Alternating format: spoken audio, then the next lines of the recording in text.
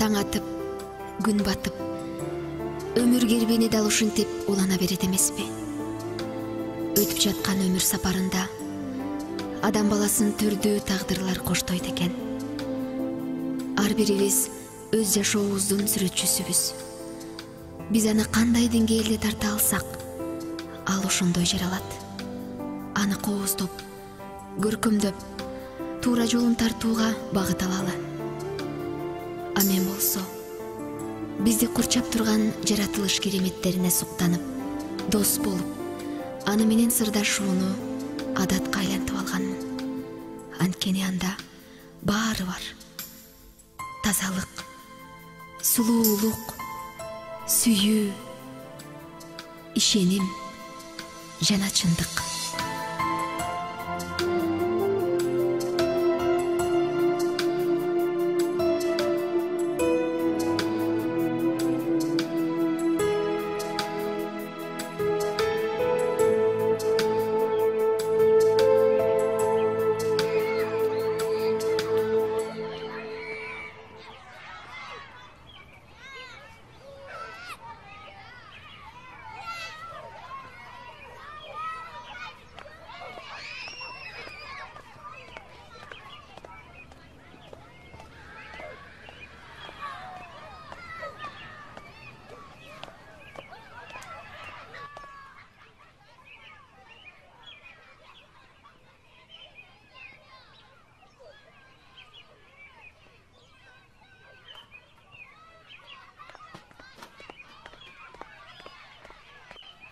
Ой.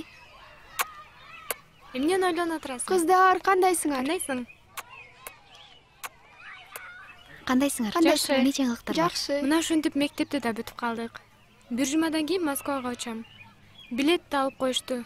Дайкем көп жылдан бери ошол жакта иштейт. Баарын даярдап койгон. Институтка да ошол өткөзөйүн деп жатат. Жана Б класста акыл барго? Ооба, эмне болуптур?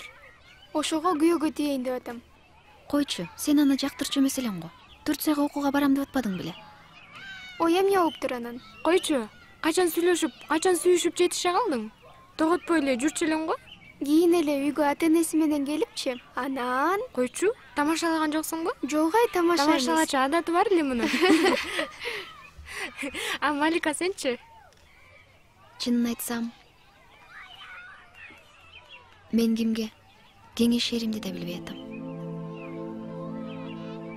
Кантип окуйм? Апамды ким карайт? Эним болсо кичинекей. Аларды менден башка ишенген эч кими жок. Малика, дагы убакыт барго? Балким ойлонуп көрөрсүң. Азырынча иштеп турам. Кийин окуп алам. Мугалимдер айтчу эле го. Билим алуунун эрте кечи жок деп. Кыздар, убакыт болуп калган турбайбы? Мен кетишим керек. Бүгүн конокко бармакпыз да. Атам менен апам күтүп атат. Сен дайыма ушундайсың да. Кыздар, кечирип койгула. Мен кетишим керек. Анда чогуу эле кетпейлиби баарыбыз? Кафеге барабыз деп эдик беле? Жок, мен кетишим керек. Алло, ата, баратам. Жакшы калгыла. Пока. Малика, сен да кетем дебей турчу эми. Жүрсөң, мен сага бир нерсе айтып берейин. Жүр. Ананчы эмне болуптур дейсиңби?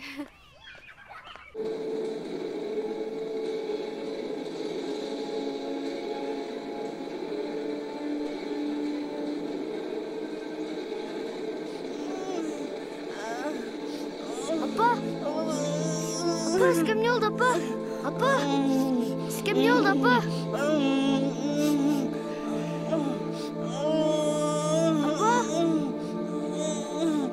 Апа, сизге эмне болду, апа? Малика эже!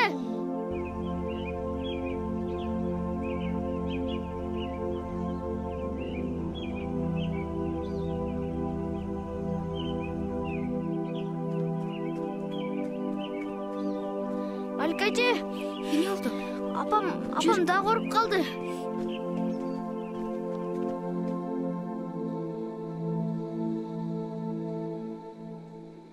Рахмат, сен Эми оорубаңыз. Жакшы болуп кетесиз эми. Саламатсызбы? Келдиңби? Апа кандайсыз? Жакшы балам, жакшы. Сен кечип калганыңан бир аз ойлоно түшпөдүмбү балам? Апа, кечирип коюңузчу мени. акылсыз кыз болдум го. Курбуларым менен жолугуп, алар менен бир аз отуруп калдым эле. Дагы бир нерсени ойлондуңузбу? Жок, Гүлүкүм. Эми жакшы болуп калдым, өзүмө келдим. Бурмакан эжең өз убагында келген турбайбы? Рахмат сага. Коюңузчу эже. Сизге жардам кылбаганда кимге жардам кылмак элем. Кошуна болсок, жакшы болуп кетиңиз. Мен барайын эми. Рахмат Макул, сага. жакшы болуп кетиңиз. Эжеңди узатып кой балам. Эже, чоң рахмат сизге. Макул, жакшы калгыла.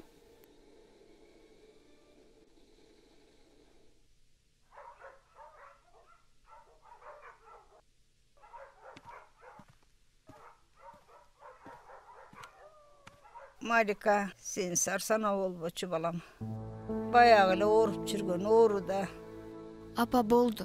Эртең сөзсүз түрдө ооруканага барабыз. Ооруңуз мурункудан да күчөп атат. Күчүгүм. Берекем. Мага алаксып ачып. Атаң өлөр алдында менден катуу суранган. Анын кересин аткарбасам болбойт. Андан көрө окууга тапшыр, кызым. Апа, кайдагы окуу? Өзүңүз деле билесиз го, бизге эч ким жардам бербейт. Бүгүнкүдөй ооруп калсаңыз, мен кантем?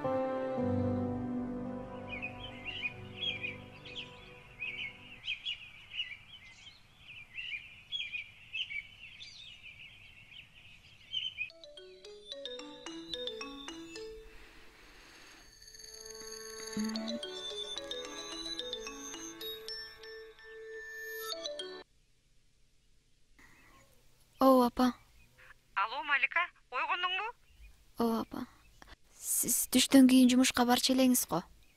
Ооба, азыр 2 жумуштун ордун алгам. Көбүрөөк иштей берейин да. Апа, ден соолугуңузчу кандай болот?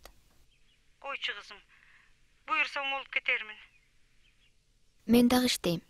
Сиз балким ооруканага барып дарыланып чыгарсыз. Мен азыр окууну токтотуп турайын. Кайдагын айтып жатасың? Сени сөзсүз окутам, кызым.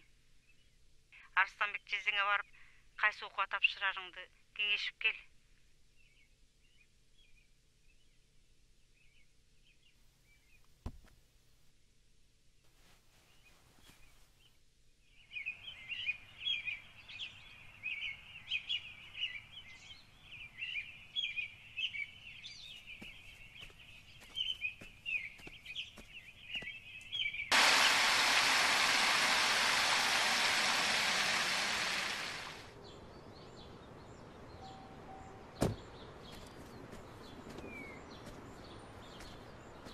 Gel.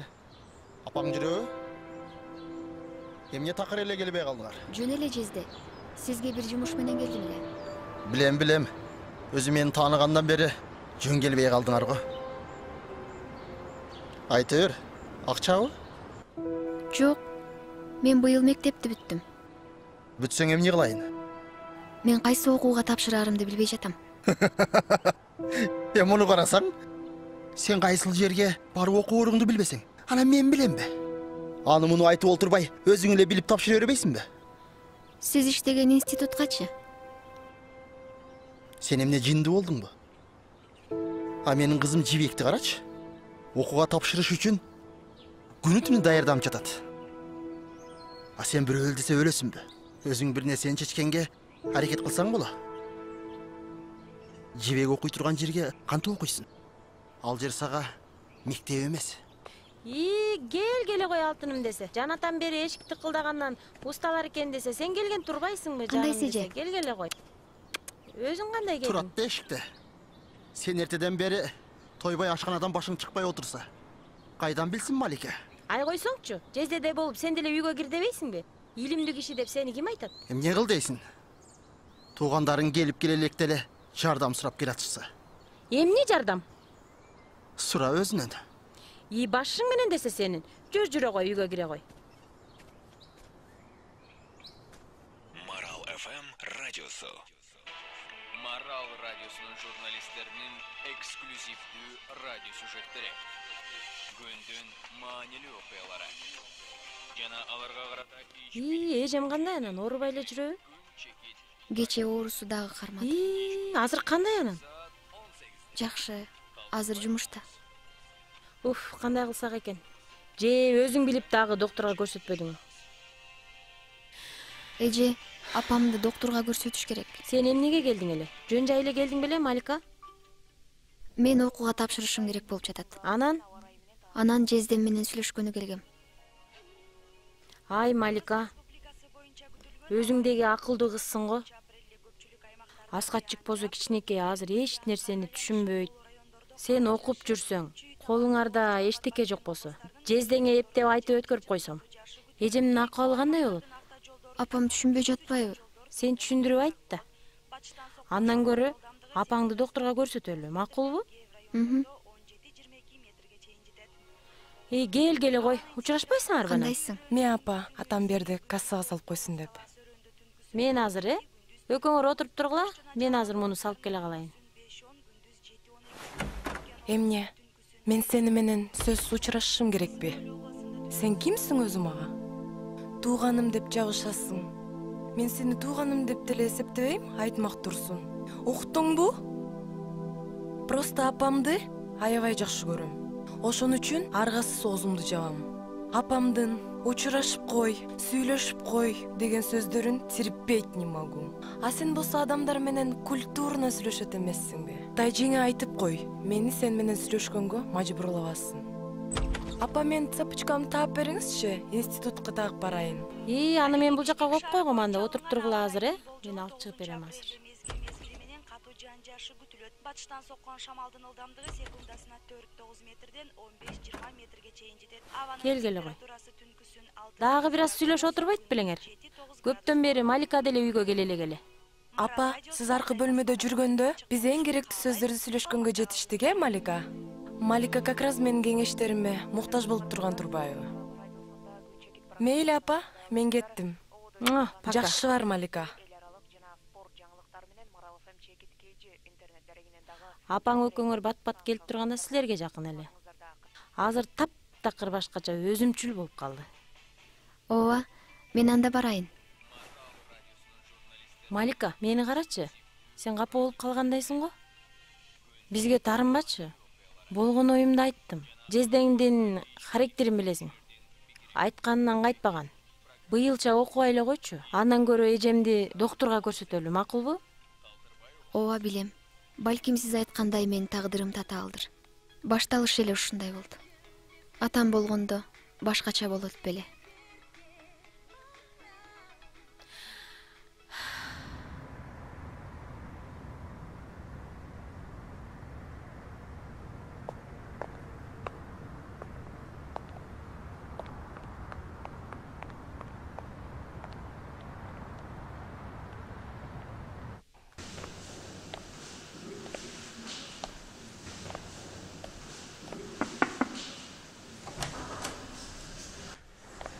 Саламатсыздарбы? Саламатчылык. Келиңиз. Угуп жатам. Сурап алсам болобу? Ооба, сурай бериңиз. Мен окууга тапшырышым керек болуп жатат. Кайсы бөлүмгө? Сот болууну ойлонуп атам. Бул ойлоно турган жер эмес. Документ кабыл алчу жер. Кечиресиз, мен азыр. Арызыңызды жазыңыз.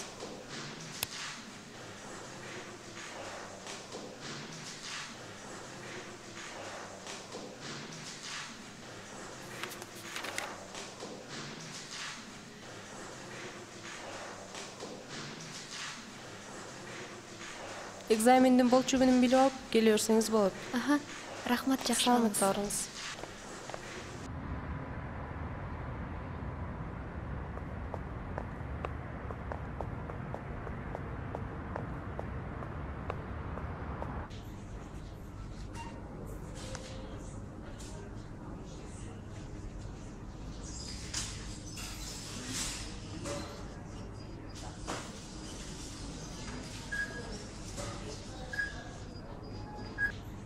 Саламатсызбы? Айтыңыз, эмне маселе менен? Мен жарыя боюнча. Дал өзүмө келдиңиз. Жүрүңүз, сүйлөшөлү.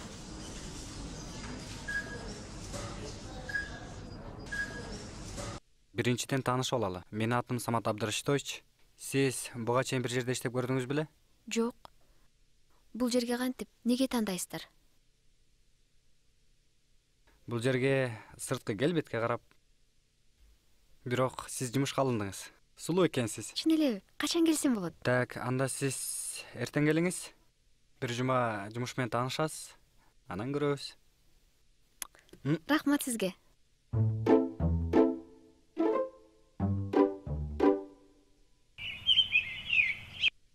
Апа? Оу. Көңүлүң кунакко? Жезиң жардам берем дедиби? Апа, коюңузчу ошо жездемди. Чынын айтсам, сиздин сөзүңүз менен эле барган болчумун. Эмне уруштубу? Жок, документтерди тапшырып кел деди. Ошондой десең. Ооба. Жезиң жакшы киши кызым.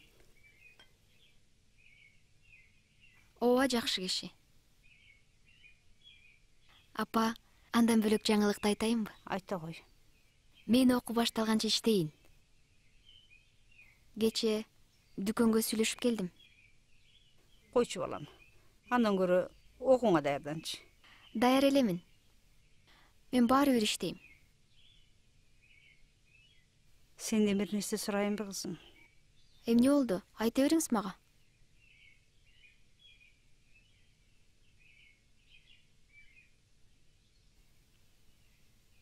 Мен өлсөм кызым. Апа, койсоңузчу, эртең менен эле. Балам. Өлүм айтып келбейт. Ал ар бирибиздин башыбызда.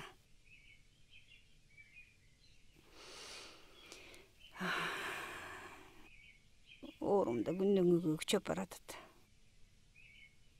Докторлорго баралыбы? Акча каяктан дейсиң? Болду апа. Кабатырланбаңыз. Менин ишим жакшы болуп калса, өзүм эле көрсөтөм. Күчүгүм десе, жакшы жигитке турмушка чыгып, бактылуу болсоң экен.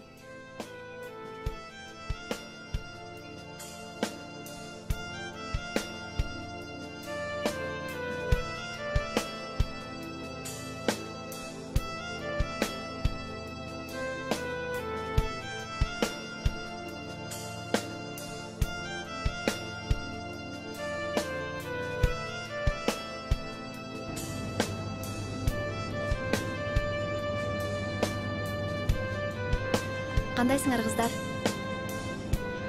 Сизби Малика? Ооба, мен. Жүрүңүз анда. Менин атым Рахат. Бухгалтер башчысымын. Мынакей, бул жумушубуздун графиги. Муну ким жазды? Эмне таң аласың? Жаты жөнүң тура эмес жаздырманбы? Жок, бир жума иштеп көрөсүң. Анан жөндөмүңө карап жумушка орун берем деген.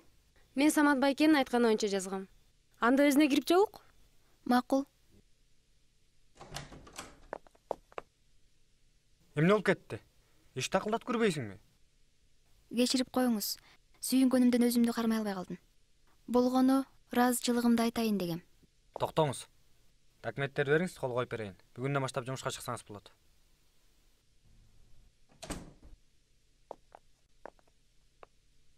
Жумушка кирүү үчүн арыз жазыңыз.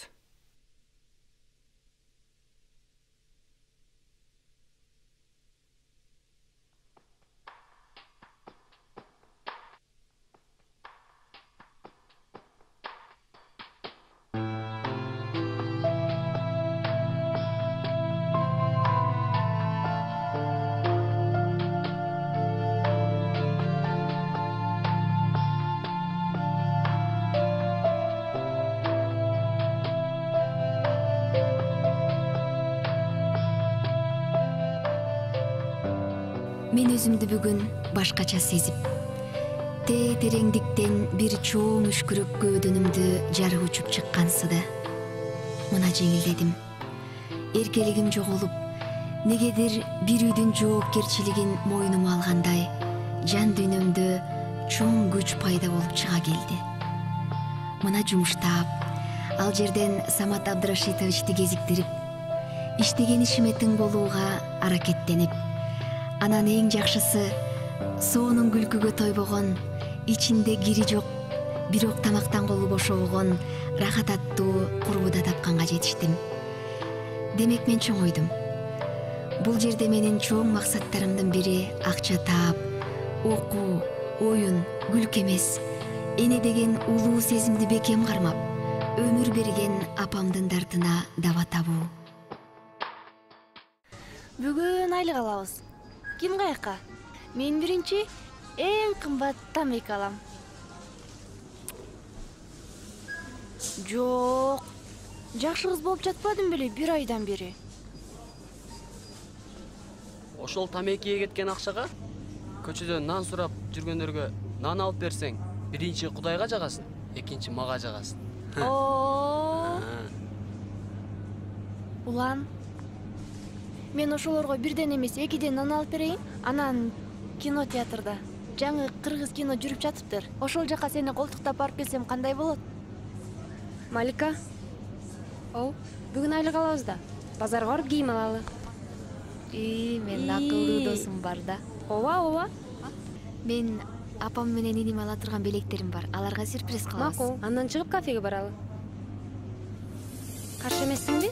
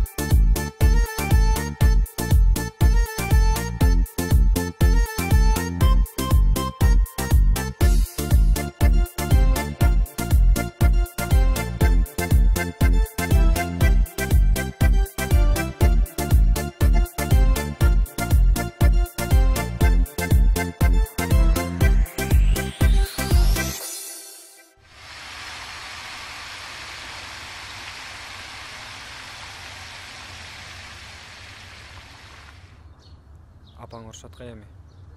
Айтам да. Апаң айтсаң, эмне деп айтасың? Сиз жөнүндө. Сиздин эң жакшы адам экениңизди. Мага кылган мамилеңизди көрүп, атам, агам жок экенин унутуп коюптурмун. Билесиңби, Малика?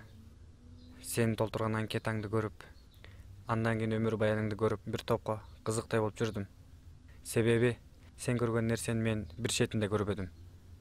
Ата-энем чоң жумушта иштегендиктен, жада калса күндө достору менен кафе, оюн күлкү, түркүн кыздар, кумар жазма оюндары менен жүрдүм. Кечке акчаны жөнү жок жака чачып, анан ошентип иче баштадым. Бул көрүнүшүм ата-энеме жакпай баратты. Мени баламдештен да уялып калышкан. Акыры бир күнү күзгүнү карап, маймылдан айырмам жок экенин көрүп, өзүм таң калдым. Эмне, чын эле ишенбейсиңби? Анан ошентип күндөрдүн биринде жалгыз агамдан да айрылып калдым. Ичкилик найынан агама бир да жакшылык кылбаптырмын. Болду, улантпай эле коюңузчу. Өзүңүз кыйналып кеттиңиз окшойт. Абдан өкүнүчтүү экен. Мени да ойлондурдуңуз. Рахмат сизге ачылып сырыңызды айтканыңыз үчүн. Ушундай менин жашоом. Макул, мен ушул жерден үйгө кете берейин. Жакшы калыңыз.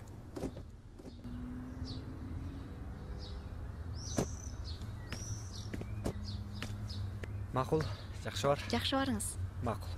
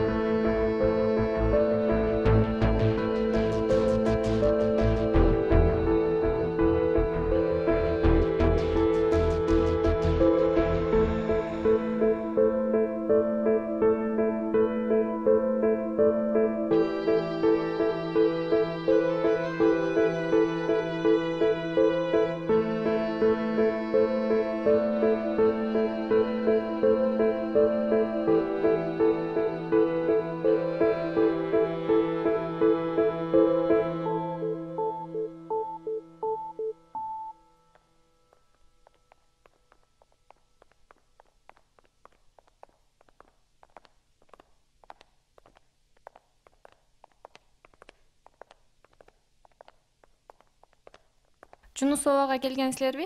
Ооба, мен кызы болом. Врач кабинетинде күтүп жатат. Рахмат.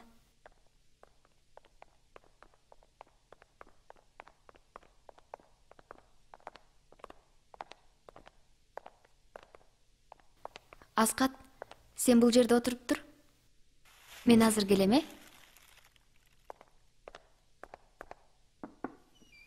Уруксатпы? Кире кой. Жунусова апаң болот да? Ооба, апам болот. Сенден улуураак ким бар? Иним экөөбүз эле. Атам каза болгон. Апаң талма оорусу менен көптөн бери ооруйбу? Ооба, мен эс тарткандан баштап. Кантип башталат? Мурда бат эле жазылып калчу. Убакыт өткөн сайын күчөп, бир кармаса көпкө чейин созулуп калмай болду. Колдору тырышып, сүйлөй албай да калат. Түшүнүктүү. Эми мындай, туугандарыңар менен чогуу келгиле. Апаң алигиче өзүнө келе албай жатат. Жөнөкөй тил менен айтканда, башына операция жасалат. Улуураак бирөөнү ээрчитип келсең, ошого түшүндүрөйүн. Жок, эмнени? Мага эле айта бериңиз. Бизге жардам бере турган эч ким деле жок. Менден эмне талап кылынат? Ачык айтыңыз, акчабы? Ооба, көбүрөөк суммадагы каражат керектелет. Кан кошушуң керек. Мен акыркы анализдерди күтүп жатам. Тактап алганча үйүңө бара берсең болот. Эже, инимди апам жанына калтырайын. Көз салып турасызбы? Мен акча издеп келейин. Жарайт. Мейли, рахмат. Жакшы калыңыз.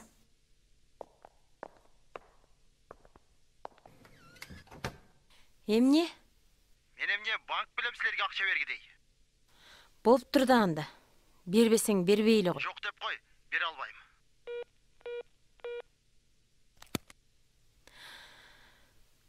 Акча жок дейт. Макул анда. Мен барайын, акча издешим керек. Малика, кычалат болбочу. Эжем жакшы болуп кетет. Мен барам артыңдан. Макулбу?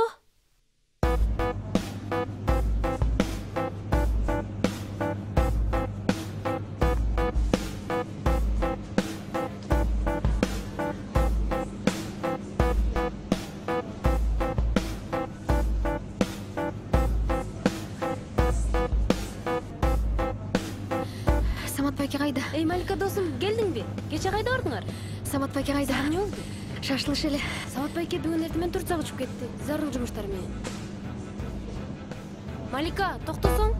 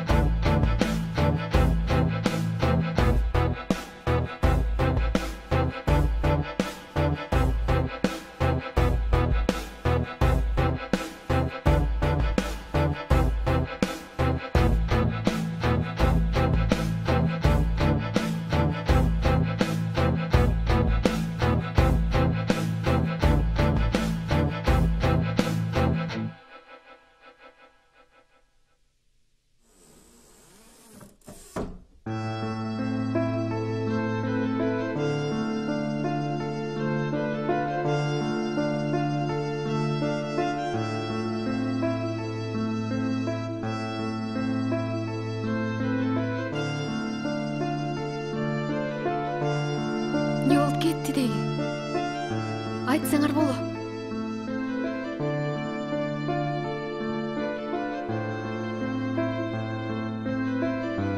Малика, эми сабыр кыл.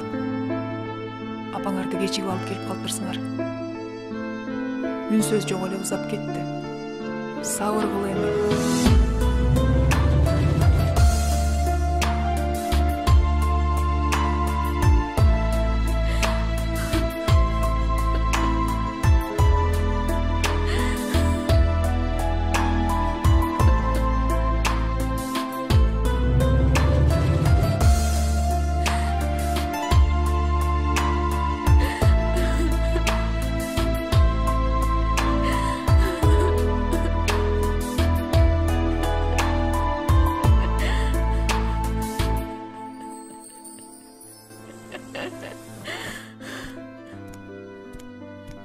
Шумдуң курган оору.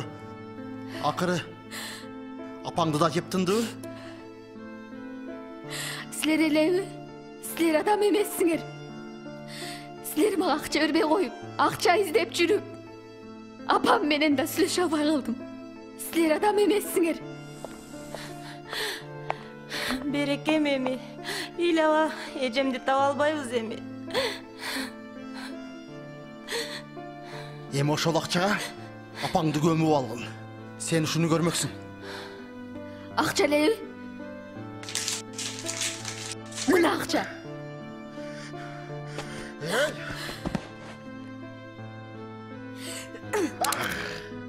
Ай, Кудай-ай, эмне кылып койдуң, Малика?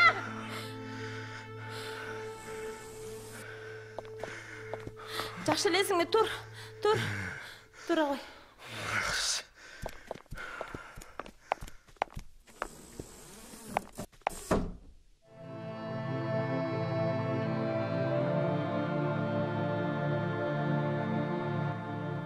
Бүт ааламдын кучагын жыйнасам да, апаке, сиздикинен тар болот. Бүт адамзаттын мээримине чөмүлсөм да, сиздикинен кем болот. Жан дүйнөмдөн бакыт шооласын учуруп, денемдин кайсы бир бөлүгүн бирөө жулуп кеткендей, улуу тоодон куладым. Таштак жолдо жыгылдым. Тунарган тумандарга батып кеттим. Апа, сиз жок дүйнөдө мен үчүн гүлдөр өспөйт, суулар акпайт, таңдар атпайт.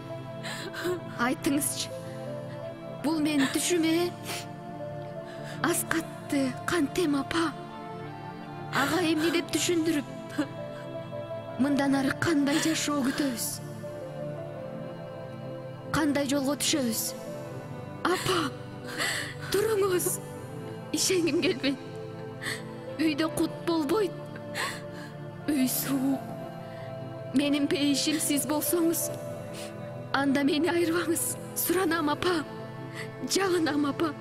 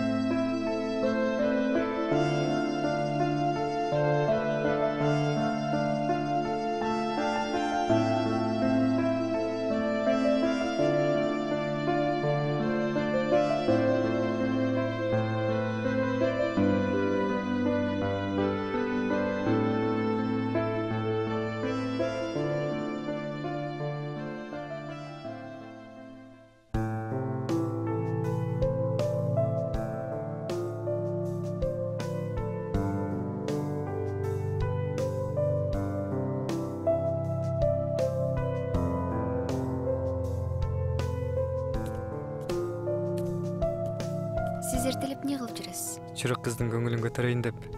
Гүл сага жактыбы? Гүл жакты. Гүл берген адам да жакты. Бирок баары бир гүл сага жетпейт. Рахмат сизге, Самат байке. Жөн эле Самат дечи. Малика, билесиңби? Сенин көңүлүң гүлдөн да назик. Анан сага мындан ары күн сайын гүл берип турууну туура көрдүм. Малика, сага бир нерсени ачык айтышым керек. Мен азыр даяр эмесмин. Сен эмне? Сага эмне айтарым билесиңби? Ооба, билем. Мен сизге тең эмесмин. Жок, Малика. Жаңылышасың. Мага бой көтөргөн, анан да башкаларды теңине албаган кыздар такыр жакпайт. Анан сен жалгызсың да. Балким сиз мага жон гана бооруңу соруп жаткандыр. Жок, Малика. Андай дебечи. Малика, ай, кечирип койгучу. Не болду, Рахат? Мага эч нерсе болгон жок. Адамды коркутпай айтсаң боло. Эшикке чыксаң, өзүң көрөсүң.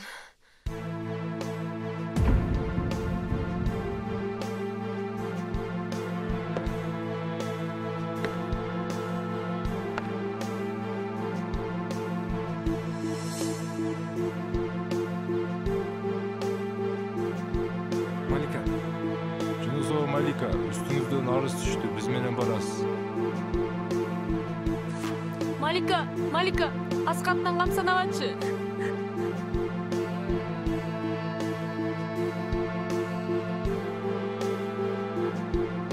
Аты жөнүңүз? Жунусова Малика. Жашаган жериңиз? Комсомол көчөсү 193-үй.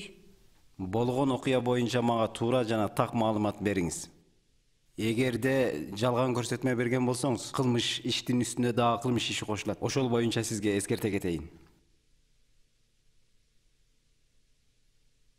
Апам катуу ооруп калгандыгына байланыштуу жездеме барып акча сурагам. Акча сурасам, жардам беришкен жок. Айла жок. Уурдаганга туура келди. Анан акчаны алып алып, ооруканага барсам, апам кайтыш болуп калыптыр. Арыз менен таанышып чыгыңыз, окуп чыгыңыз, таанышып.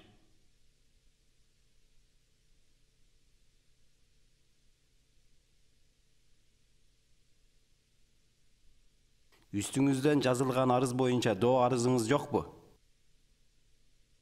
Бул жерде жазылганын баары туура. Бирок атайын деген жери туура эмес. Мени түртүп салган үчүн жинденип уруп салгам. Эми аны сот чечет. Сот болгонго чейин убактылуу жайда кармаласыз.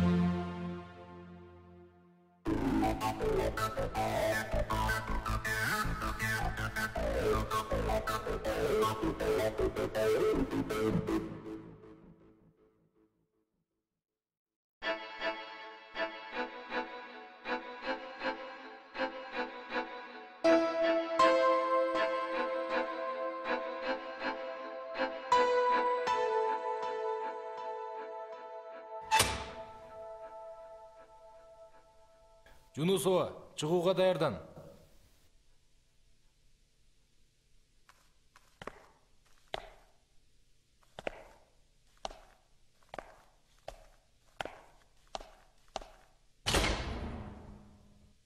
Бетиң менен тамга карап, колуңду артка ал.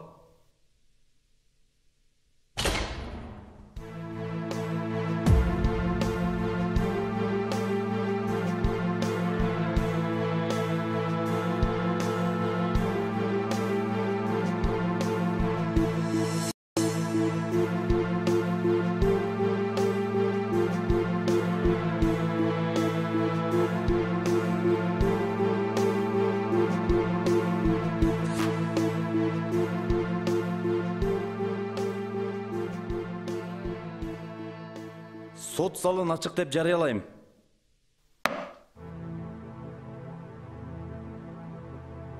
Айыпталуучу, туруңуз.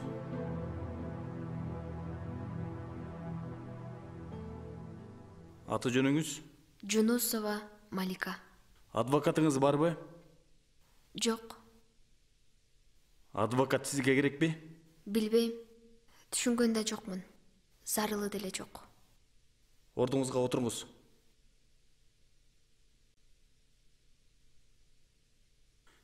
Жабырлануучу, туруңуз. Аты жөнүңүз? Мен Арыстанбек Кутманович. Болгон окуяны башынан айтып бериңизчи. Урматтуу сот, момундайда биз үйдө жок болчубуз. Үйдүн запас ачкычы дайым турган жеринде турчу. Эми мүмкүн ачкычты эм жоголуп кетпесин айтор. Ошол күлүштү таап, коркпостон үйгө кирип, $1,500 урдап кетиптир. Кайра ордундай кылып, бүт баарын ордуна коюп коюптур. Апасы больницада болчу. Сурап коеюн деп барсак, мени ошол жерде темир менен башыма бир урду. Атайла урду. Бул кыз өзү негизи мени башынан бери жаман көрөт. Акчамды уурдаган аз келгенсип, доктор корганда менин көзүмчө $1,500 тытып салды. Ал акчаны мен пешене терим менен тапкан акчам болчу. Уяты жок. Акмак.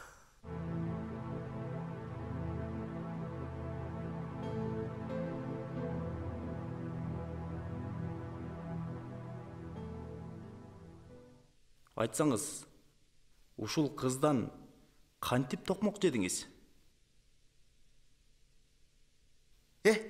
Бул мыкач да мыкач. Дана мыкач да бул. Жабырлануучу, акыркы сөзүңүз. Камалсын. Мен кечирбеймин. Ордуңузга отуруңуз.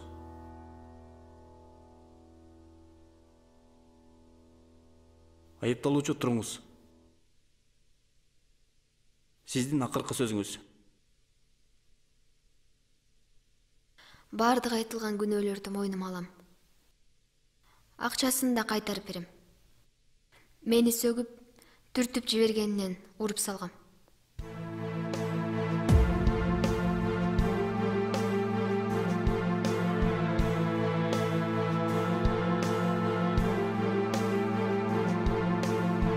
Сот 5 мүнөткө тыныгуу жарыялайт. Чечим чыгарабыз.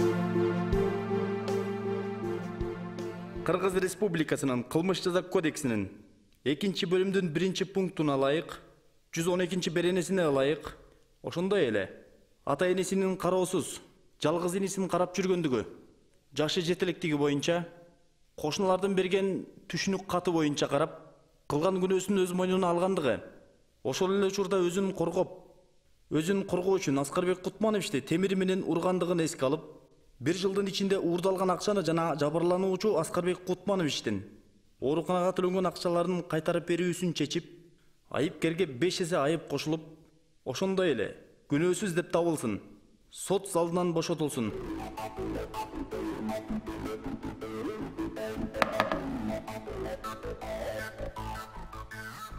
Эгерде эки тарап бири-бириңиздерге чыккан өкүм жараксыз деп эсептесеңиздер, Бишкек шаардык сотко 10 күндүн ичинде арыз жазып кайрылсаңыздар болот.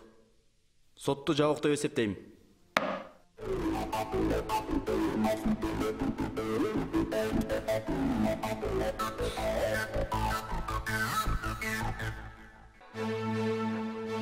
Сен иштей албайт экенсиң.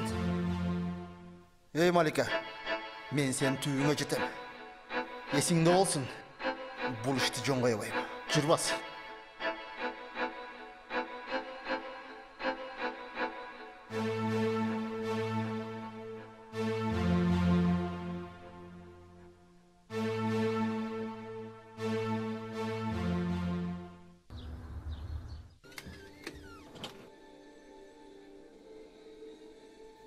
Малика сага чалып атпайбы? Ким экен Борсошка? Билбейм. Алло? Алло, кандайсың, Алло. Малика?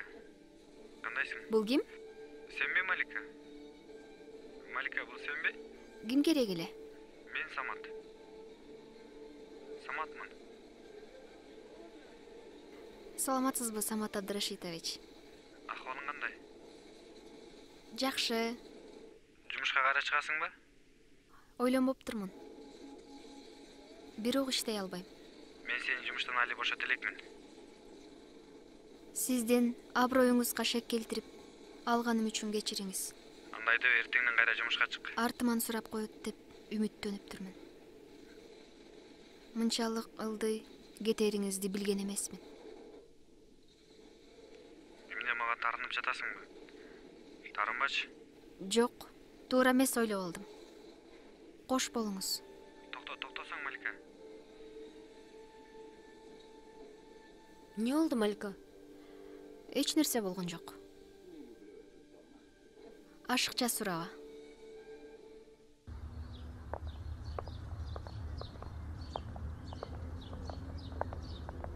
Мен жумушка барып келейин.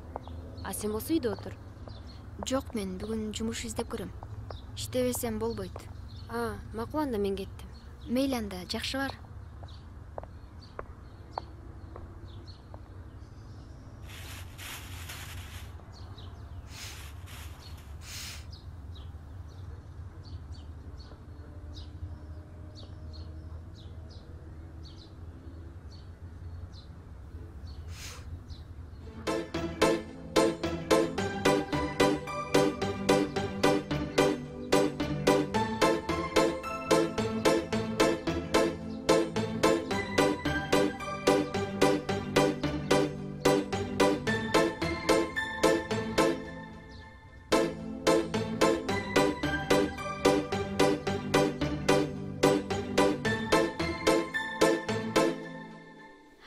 Рахат, дагы гүл алып келдиңби?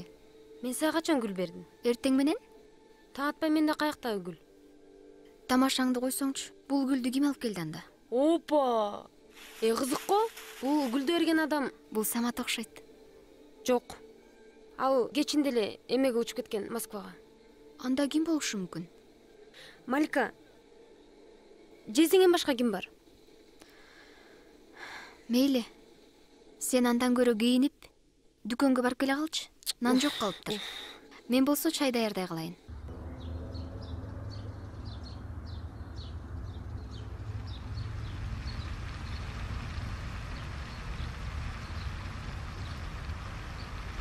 Ой.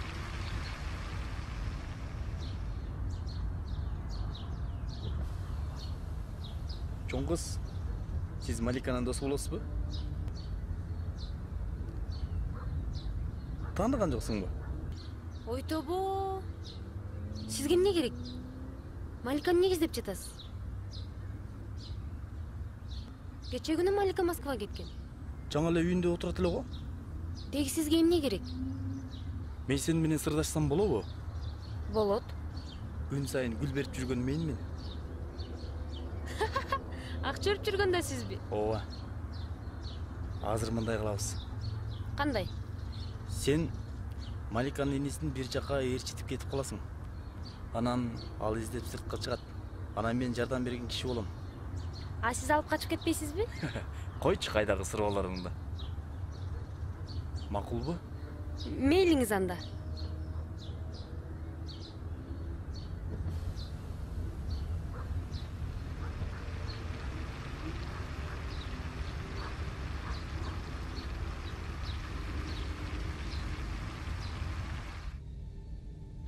Неге чыгып атышат?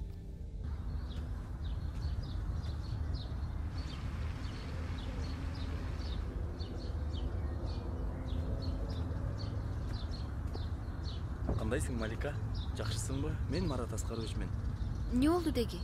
Мен дагы издеп жатасыңарбы? Жок, бара жайында. Өтүп баратып сени көрүп калып учурашканы келдим эле. Жөн жай элеби? Эмне болду сага? Бирөөнү издеп атасыңбы? Ооба. Инимди досум ээрчитип кеткен. Ошол бойдон келе элек. Жүр анда, мен алып барып келейин. Жөн эле коюңуз. Мына жаңы эле көрдүм, тиги жакын эле болушу мүмкүн. Сиз каяктан билесиз аларды? Мына жаңы эле келатканын көрдүм. Жүрү, жеткирип келейин. Көрдүңүзбү? Көрдүм, жүрү. Бул эми болбойсуңбу? Жүрү кой.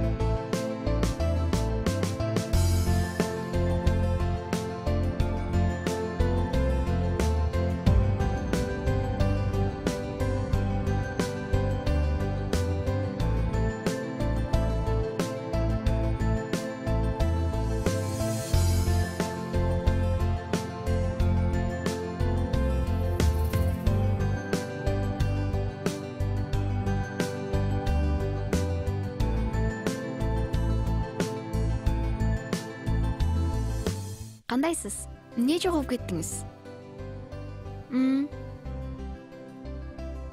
Чын элеби?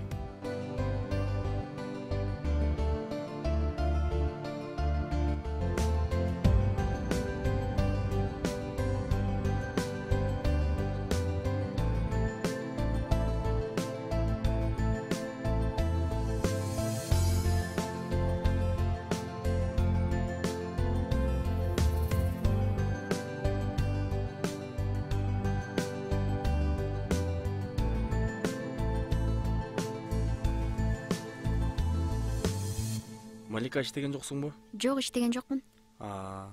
Мени укпайт экенсиң да. Кечирип коюңуз. Азырынча сизге башый албайм го. Жумушуң кайсыл жерде? Аны эмне кыласыз? Өзүңүз каякта жүрөсүз? Мен командировкага Москвага барып келдим. Бүт электи эле баса бердим. Чындыгын айтсам, сени өтө сагындым. Бул сага белек. Өзүң үйгө барып ичин ачасың, ичинде белектер бар. Мейли. Рахмат. Баса. Эртең эртерээк тур, бир жака барабыз. Макул. Көрүшкөнчө.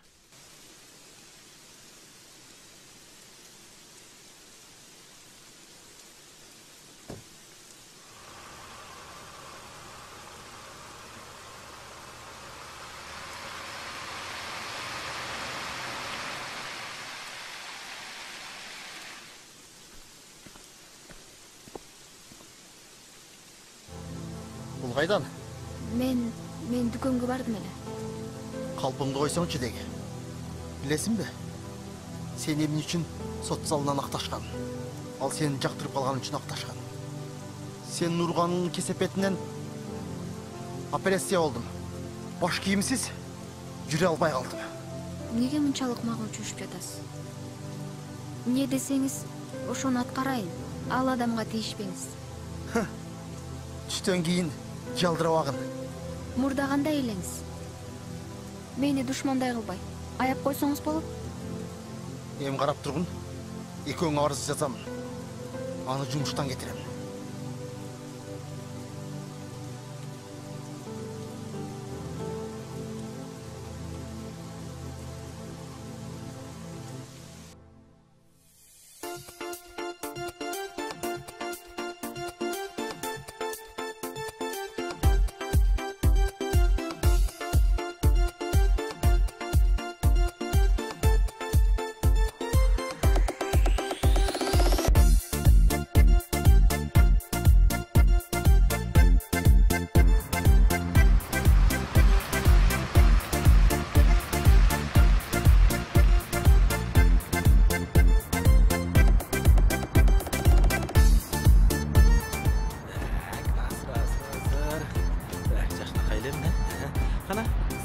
Келиңиздер. Келиңиздер. Сиз чын эле Марат Аскарович айткандай суп-сулуу кызсыз. Рахмат. Кана кириңиздер. Кириңиздер. Эшикти унутуп калдым. Азыр.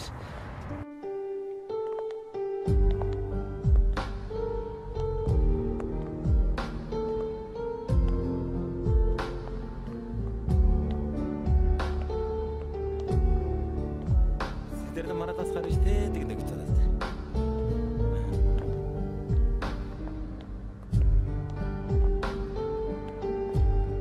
Малика, келип калдыңбы?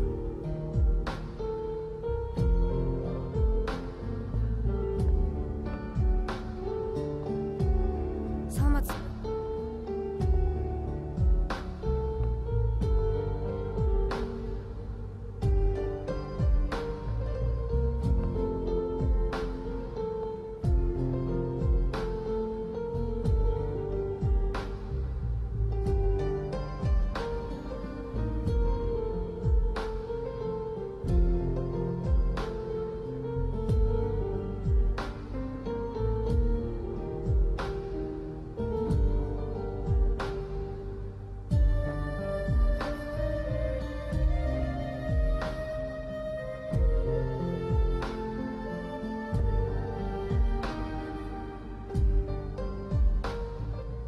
Танышып алгыла. Эмне болду, Малика? Эч эч нерсе болгон жок. Кечиресиз, менин атым Малика. Самат. Кубанычтамын. Değerli Marat Askarovich, Kırgızistan Adalet Bakanlığındaki yeni görevinizden dolayı sizi kutlarım. Bundan sonraki hayatınızda başarılar dileriz. İnşallah sizi daha yüksek yerde görürüz. Bundan sonra Kırgızistan'daki kanunları koruyacağınıza inanıyoruz. Bu sertifikanız kutlu olsun.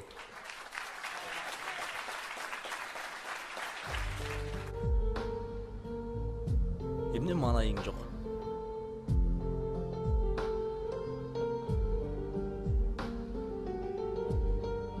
Мен дагы сот болом дечүмүн. Шартка байланыштуу окуй алган жокмун. Өзүм окутуп алам сени. Эч нерседен Малика, коркпочу. жүрүңүз, белек билели.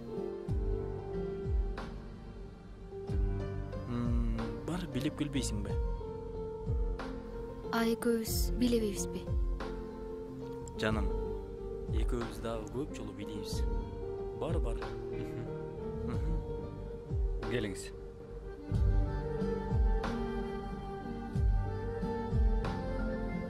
Малика, сен менден эмнеге качып атасың? Же туура эмес иш кылдымбы? Жок, эч нерсе болгон жок. Эсиңиздеби, сиз милициялар алып кеткенде эми тарынгандын деле кажети жок.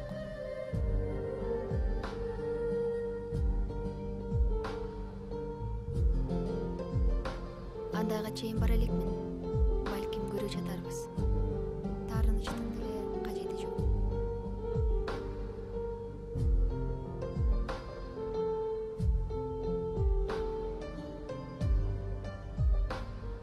Малика, жүрсүң сыртка. Малика, сен мени билесиң. Жетем деген нерсеме сөзсүз жетем. Сен мени колосуң.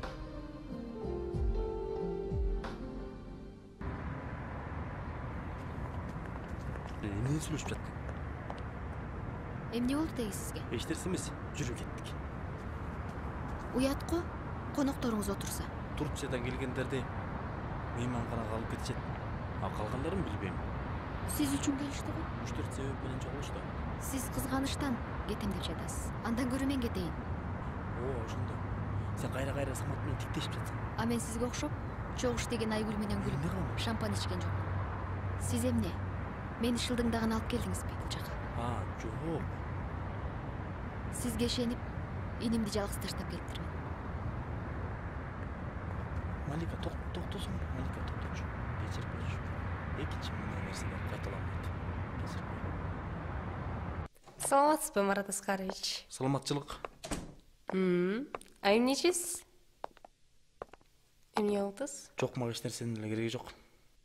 Так, бүгүнкү иш пландары жөнүндө айтып берип кой. Бүгүнкү? Азыр.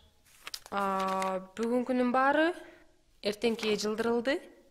Бүгүн иш жок. Рахмат, бара берсең болот. Марат Аскарович, бирдемке сураса болобу? Кечээки кыз жөнүндө да, туурабы? Уккуң келип жатса, кийин деле шашпай көрүп аларсың. Азыр жумуштарым өтө көп. Эшикти акырын жаап кете берсең болот. Көрөбүз.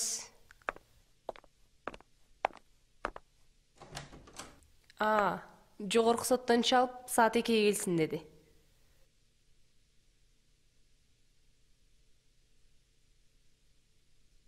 Эмнеге чакырды болду экен? Билбейм. Бара берсең болот.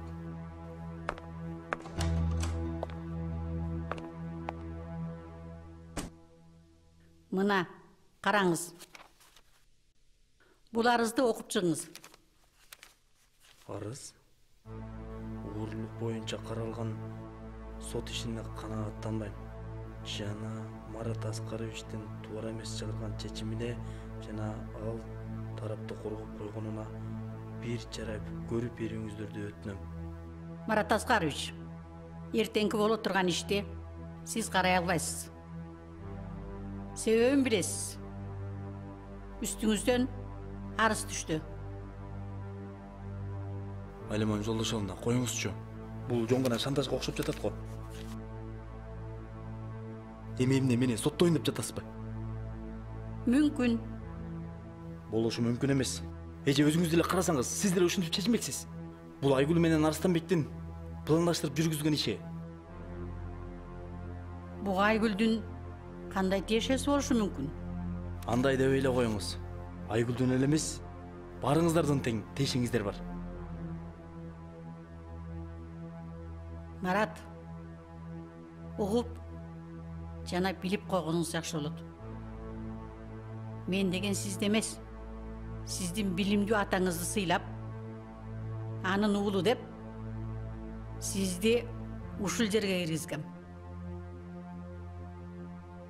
Чоң жаңылыштык сөз айтып алдыңыз көрүнөт. Эмне мен туура эмес дедимби? Же кечеки кыргыз соттордун арасынан жалгыз мага диплом бергендик үчүн ичиңиздер күйүп жатабы?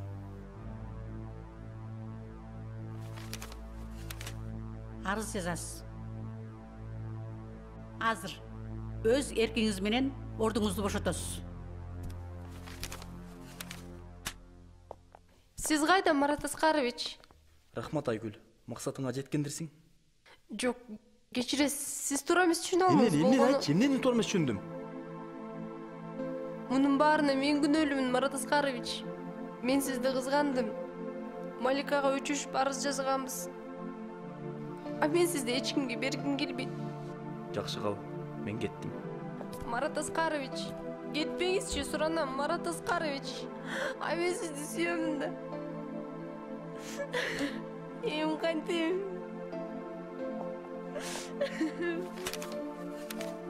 Эм кантем, Марат Аскарович.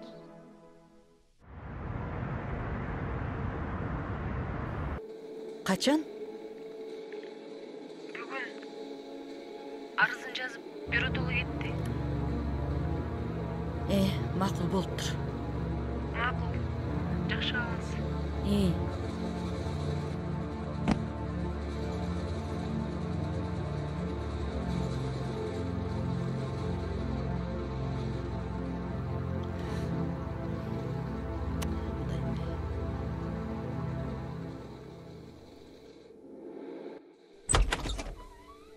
Отурчу балам, сүйлөшүл. Бул эмне деген шумдук? Каяктагы бир ууру кыз үчүн жумуштан айдалып. Апа, эртең сүйлөшөлүчү. Сен өзүңдүн билимиңди, аброюңду ойлосоң болбойбу? Деги сен өзүңдүн ким экениңди билесиңби? Эл журтка эмне дейм мен? Деги сен өзүң кимдин баласы экениңди билесиңби?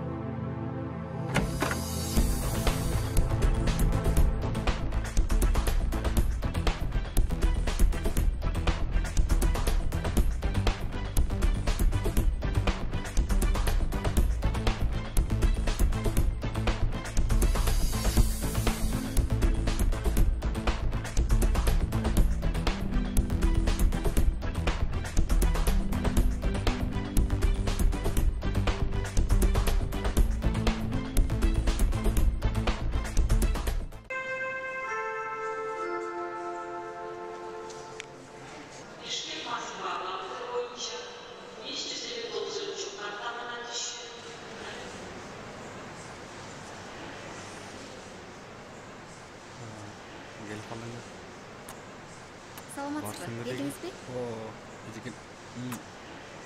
Кандайсың? Жакшы келдиңби? Саламатсызбы? Жүргүздөр эми, кеттик үйгө. Малика.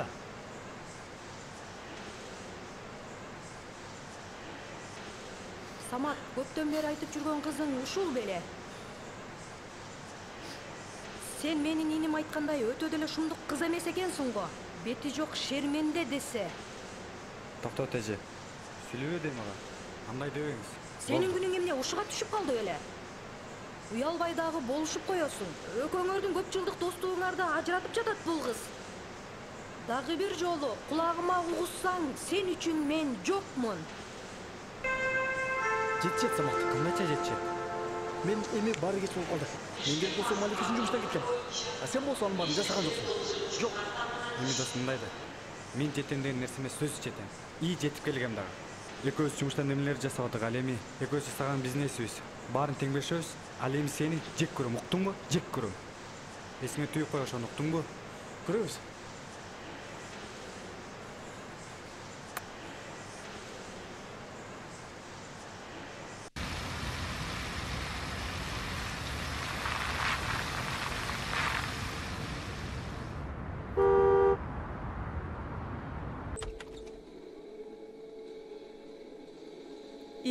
Кагылып кетейин балам. Апа кечирип Аман коюңуз. эсен келдиңби? Апа кечирип коюңуз, мен туура эмес иш жасадым. Бирок артка жол жок. Мен бүгүн үйлөнөм. Анчалык эмне шашылып? Сага үйлөнгөнгө болбойт да. Ким айтты апа, мен жинди белем, же уруксан белем? Жок, кагылайын. Ушул кыз деп жумушуңан айрылып. Мен эмне демегилем? Сен эсиңде да. Мен сен үйлөнсөң, ушунчалык чоң той берсем деп өмүр бою тилегем. Жакшылап той өткөрөлү. Туугандардын баарына чалып коюңуз.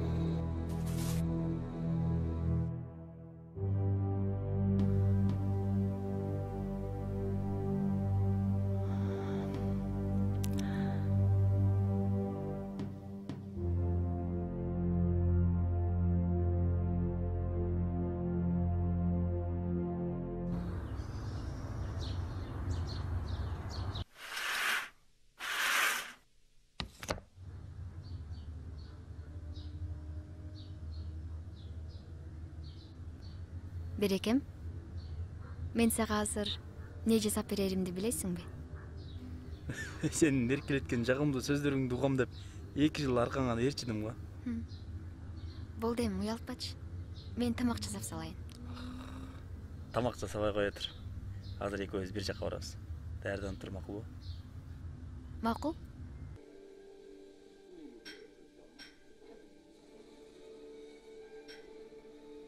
Апа, эртең биз Турцияга учабыз. Маликаны чогуу алып кетем. Койсоңчу балам. Качанга чейин эркелет басып жүрөсүң. Андан көрүн төрөсү болот эле, элге уят кылбай. Апа, коюңузчу. Элге уят деп эле төрөй бериш керекпи? 10 жылдап деле жүрбөйбү төрөбөй эле? Малика өзү жаш болсо, бала багууга даяр эмес да. 15 жаштагылар деле төрөгө ачпайт. Коюңузчу апа.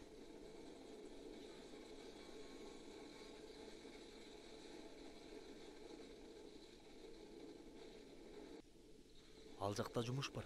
Киргизип коомуш деп турат. Келиңиздер чайга.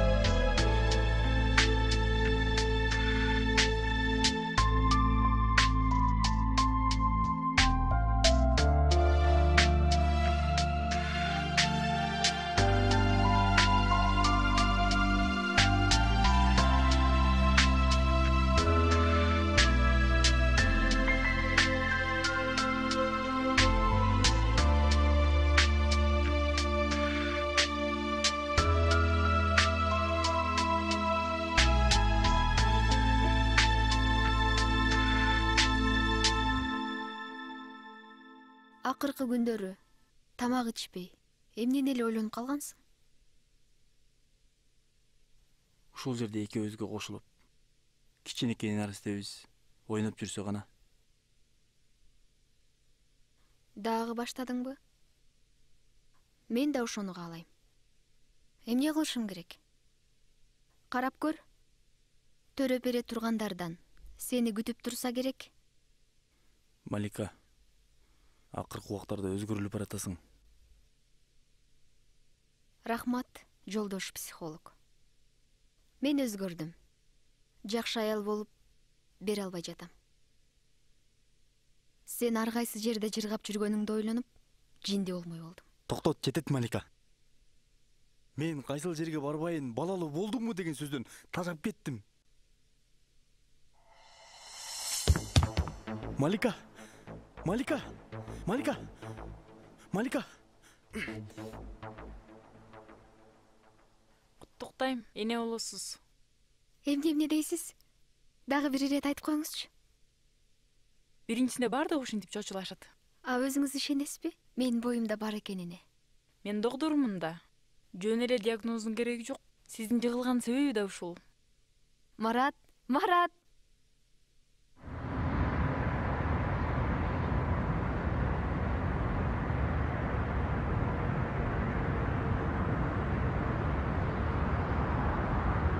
Алло? Малика, биз азыр келдик. Менин кошо конокторум дагы бар. Мен азыр үйгө бара албайм.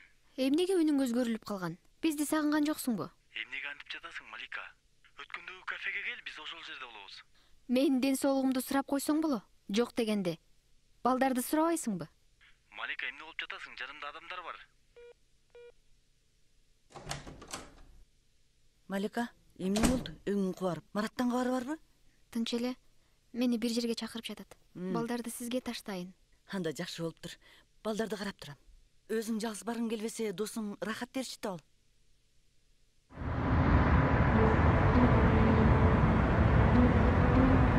Малика, карасаң, бул Марат эмеспи?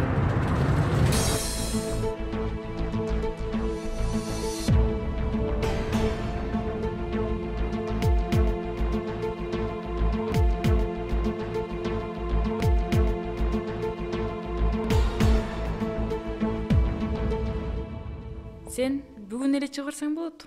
Өтө оор деле эч нерсе жок. Сенин үй бүлөңдү мен көп жылдан бери билем. Марат болсо кичинесинен бери менде дарыланат. Мен болсо сени менен сүйлөшөйүн дедим эле. Мен врачмын. Сен менден эч нерсе жашырбашың керек. Эмнени айткыңыз келип турат? Чочулаба. Сен чын эле балдарыңдын атасы Марат экенине ишенесиңби? Бул суроону кантип берип жатасыз? Мен өзүм төрөп атсам, кантип ишенбейм? Туура түшүн. Марат тубасы ооруйт. Ал балалуу болушу мүмкүн эмес. Маратты мен билгенче эч ким билбейт. Сен мени жакшы тааныбайт экенсиң. Мен медицинада жүргөнүмө 20 жыл болду. Сен бул нерсени жакшы түшүнбөйсүң. Болду, кереги жок. Сүйлөңүз, медицинада адашат. Сиз айткандай эле боло бербесе керек. Ойлонуп көрчү. Эмнени ойлоном? Кызык экенсиз. Сиздей врачка ишеништин да кереги жок. Анда балдарың текшерип көрөйүн. Кереги жок. Эмне эле биздин үй бүлөгө жабышып калгансыз? Малика, сен аял затысың. Сенин ичиңде кандай ойлор болуп жатканын түшүнүп турам. Сен кайра мага кеңеш сурап келериңе ишенемин. Дагы бир ирет ойлонуп көрчү. Мага анын кызыкчылыгы жок. Жакшы калыңыз.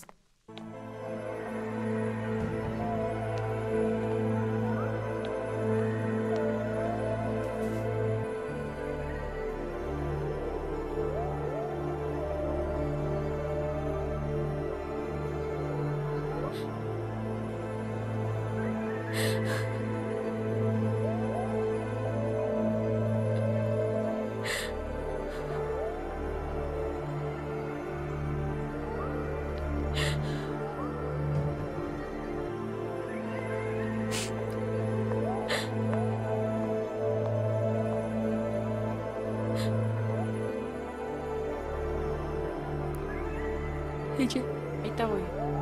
Ал күндү кантип унутаарымды да билбейм. Биз Марат экөөбүз Стамбулга барган элек. Анан ал Москвага кеткен кезде досу Самат барып, мени таап, күч колдонду. Бул болуп өткөн түндү ошол жерде иштеген кыз да билчү. Кээде ойлогондо жанымды коёрго жер таппай калам. Ошол күн эң жаман күндөрүмдүн бири катары эсимде калды. Малика, көрдүңбү? Баары мен айткандай болуп жатат. Эми мага түшүнүктүү болду. Эми мындан ары балдарыңдын ден соолугу чың болуп өссө эле болду. Сен чындыкты айтасыңбы, жокпу, аны өзүң чечерсиң. Эми туура жагына чечүүгө аракет кыл.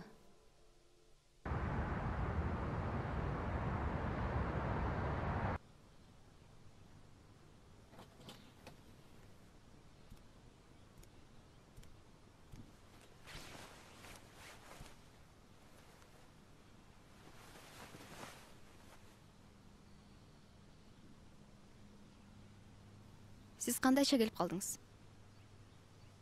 Мени кечирип кой. Уялбай мага кантип бет карап жатасың дегене турасыңбы? Бул сөздөрдү неге айтып жатасыз? Ушул үчүн келдиңизби? Жүрөм экет ооруканага баралы. Ооруканага? Ооба. Эмнеге? Балдарым бир нерсе болдубу? Жок, Марат. Марат?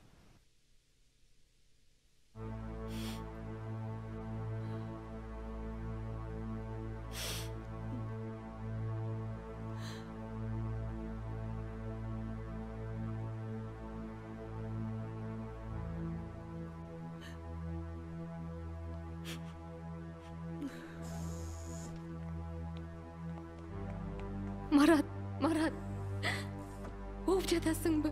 Кечир мени. Эмнеге сени жалгыз таштадым? Марат деген эчтекени уккан жок. Жада калса мени тааныбай атат. Апа, кантип ушундай абалга түшүп калды?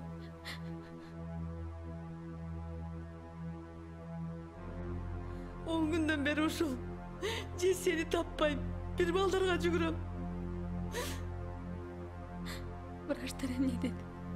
Кан тамыр жарылып кеткен дейт, билбейм.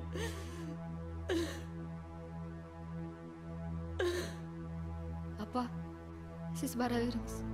Мен Мараттын жанында болом. Сизге чалып коем. Жүрүңүз эми. Илебей кетиңизчи суранам.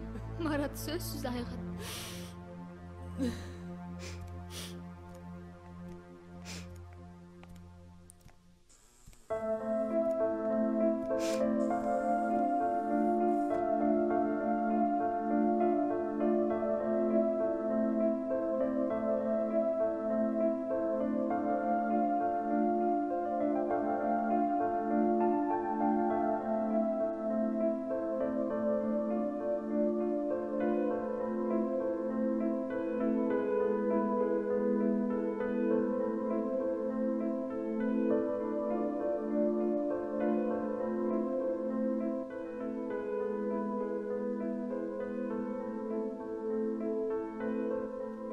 Малика.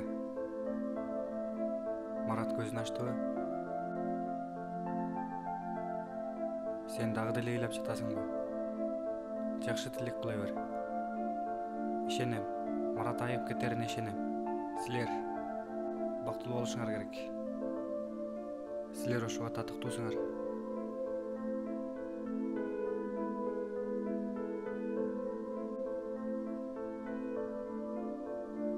Малика, Марат көзүн ачты.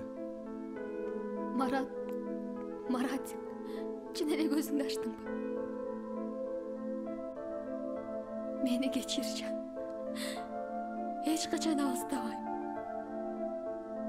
Марат, не болду? Эмне Марат? Самат кетсинби?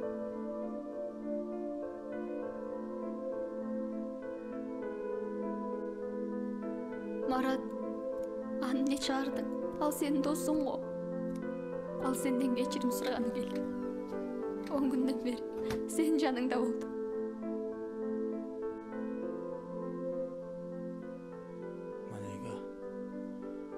сенден суранарым эч качан Саматка турмушка чыкпа.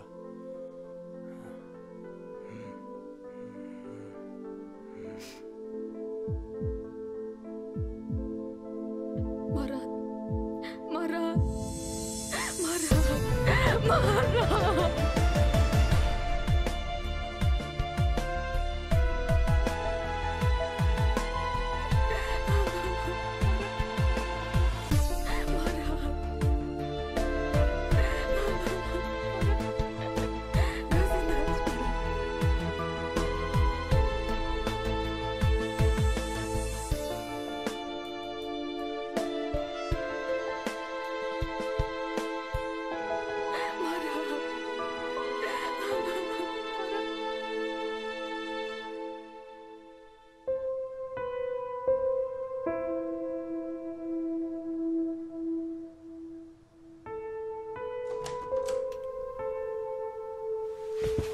Kağılayın kızım. Durdun mu? Bugün bir başkaçasın. Apa, ne oldu? Жөн жайлы кирдиңиз бе? Жөн эле. Эртең менен туруп балдарды бакчага жөнөттүм. Турабы десем турган жоксуң, анан чай ичели деп чакырып келгем. Түнү менен уктаган жок окшойсуң. Кайдан билдиңиз? Светтин күйүп, ары бери эле баскандай болуп аттым. Апа, Мараттын иштерин улантпасам, анын ишеничин актабаган болом. Балдарымды, сизди багышым керек. Кантейин? Карыганда ошентип балама, жалгыз баламан ажырап калдым. Болду. Ыйлабаңыз. Сизди көрүп, мен да ыйлагым келип жатат. Малика, sen bizdi таштап кетпейсиңби? Коюңузчу, апа. Мен каяка бармак элем? Сиз эле мени кууп жибербесеңиз.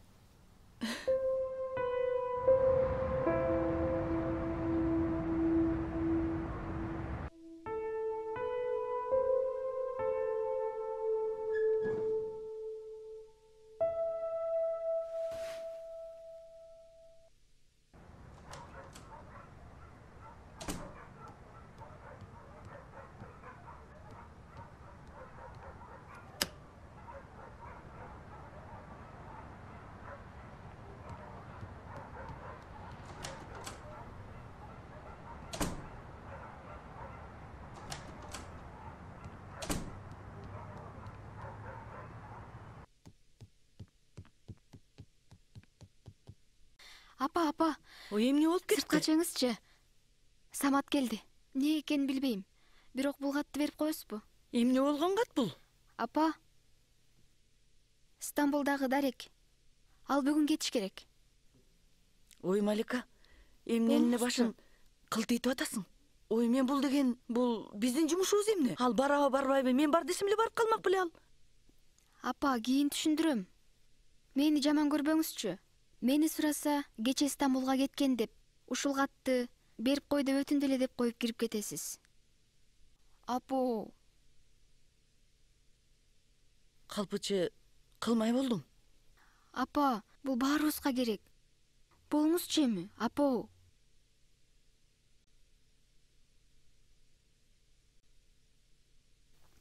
Кандайсыз, жакшысызбы? Неберелериңиз жакшыбы? Жакшы. Өзүң кандайсың? Сени көргөн сайын Маратымды көргөндөй болом. Мен да үйгө келген сайын Маратты эстей берем. Маратты сагынып, турмуш ушундай экен, өтө берет дегендей. Ошону айтпайсың. Жөн жайлы келдиң беле? Ооба, жөн жайлы. Сиздердин ден соолугуңузду сурайын деп. Маликадан иш кагаздар боюнча сурайын дегем. Сен эмне? Сен уккан жок белең? Эмнени? Ал кече күнү учуп кеткен Стамбулга. Көптө келем дейт. Сага звонить этсе, албаптырсың. Анан могу катты таштап кетти эле сага.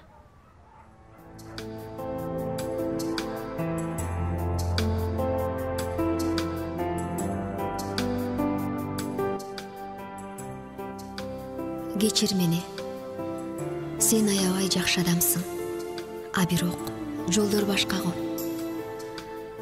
Мен катуу сүйгөндүгүңө ишенем. айла жок. Жашоо биз ойлогондой боло бербейт экен. Жашоо толкун сымал, бирде катуу болсо, бирде жай болот. Өмүрдө махабат чыныгы нерсе, аны эч ким тана албас. Бирок анда азаптуу да, армандуу да, бактылуу да мүнөттөр бар. Мен үчүн сиздин махабат барктуу. Мен сизди унута албайм. Анткени балдар сиздики. Кийин убакыт көргөзөт. Мен сизге азыр айта албайм. Ошон үчүн да экөөбүз бирге болбошубуз керек. А сиз эң жакын курбум, рахаттан сүйгөн адамысыз. Ал сизди бактылуу кылып алат. Мен басып өткөн издеримден чоң сабак алдым. Жүрөгүмдө кара так болуп, чиймеленген улуу ойлорго чырмап алган, бүтүндөй жашоомду бир гана түн менен өзгөртүп жиберген миң бир түн деген окуя кала берди. А бирок үмүт шооласын ээрчи кайрадан жолумду улап жөнөдүм. Көрөсүңөр, мен сөзсүз бактылуу болом.